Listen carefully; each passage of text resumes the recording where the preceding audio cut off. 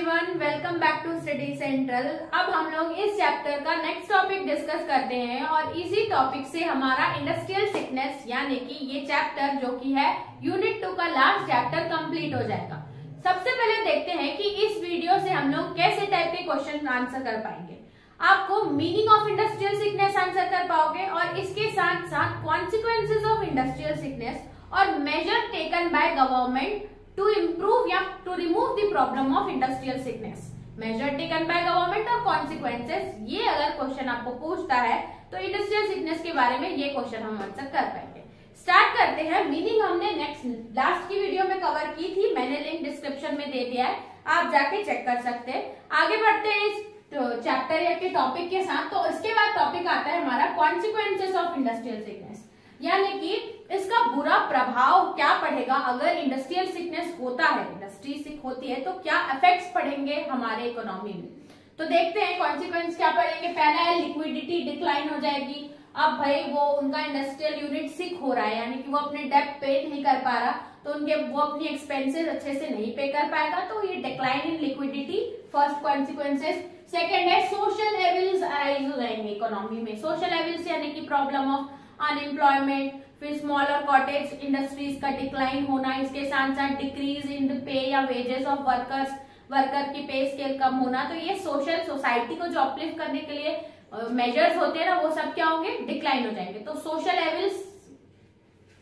Evils arise हो सकते हैं। इसके साथ साथ फाइनेंशियल डेंजर भी आ सकता है, बिकॉज अब प्रेशर आएगा गवर्नमेंट पे, बैंक्स पे और फाइनेंशियल इंस्टीट्यूशंस पे, जो कि उनका डेब्ट पे करने के।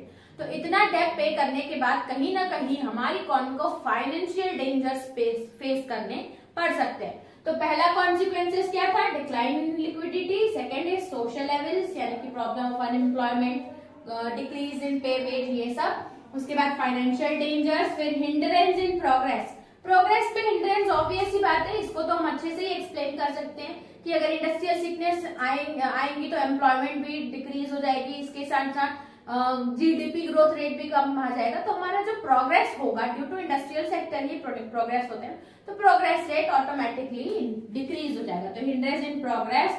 उसके बाद under utilization of capacity. Under utilization of capacity का मतलब इंडस्ट्रियल सिकनेस का मीनिंग ही ये है कि जो इंडस्ट्री है वो अपना फुल कैपेसिटी में या यूटिलाइज करके मैन पावर वर्क नहीं कर पा रही है। अब उनके पास लैंड है, बिल्डिंग है, लेबर्स है, मशीन है, लेकिन देन ऑल्सो अगर वो इंडस्ट्री सिक हो रही है तो कहीं ना कहीं जो रिसोर्सेज है उसका यूटिलाइज अच्छे से नहीं हो पा रहा है।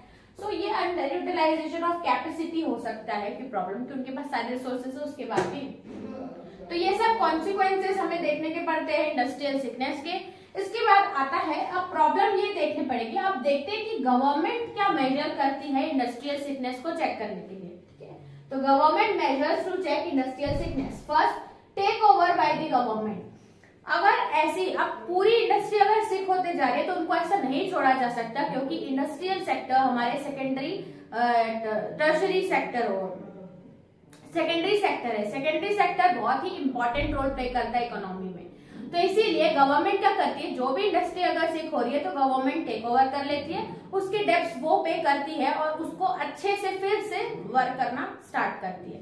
तो पहला आएगा कि गवर्नमेंट क्या स्टेप लेती है, टेक ओवर कर लेती है। फिर merger and amalgamation. Merger and amalgamation का मतलब कि अगर दो आइडेंटिकल ऐसे यूनिट्स हैं, वो भी सिक है ये भी सिक है, तो दोनों अपनी एक्टिविटीज को एक साथ मिला के वर्क करेंगे, जिसके कारण थोड़ा बहुत कम ज्यादा करने से वो लोग अच्छे से वर्क कर पाएंगे। तो दो इंडस्ट्रियल यूनिट्स का मर्ज कर देना, उसके साथ उनकी एक्टिविटीज को फिर से स्टार्ट करना इज व्हाट गवर्नमेंट का मेजर। उसके बाद मर्जर एंड अमलगमेशन। फिर आता है नेशनलाइजेशन।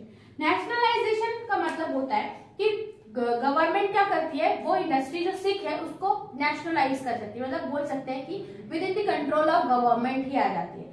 ये कब था, 70s 80s में ये फेमस था, लेकिन स्लोली गवर्नमेंट ने इसको स्टॉप कर दिया, क्योंकि बहुत सारे ऐसे सिक यूनिट्स है, हर किसी को नेशनलाइज नहीं किया जा सकता, तो धीरे धीरे स्टॉप हो गया। अब क्या पॉलिसी चलती है रिसेंट में कि ओनली रेयरेस्ट से रेयर इंडस्ट्रियल यूनिट्स जो कि इंपॉर्टेंट होंगे उसको ही नेशनलाइज किया जाएगा, अदरवाइज नहीं।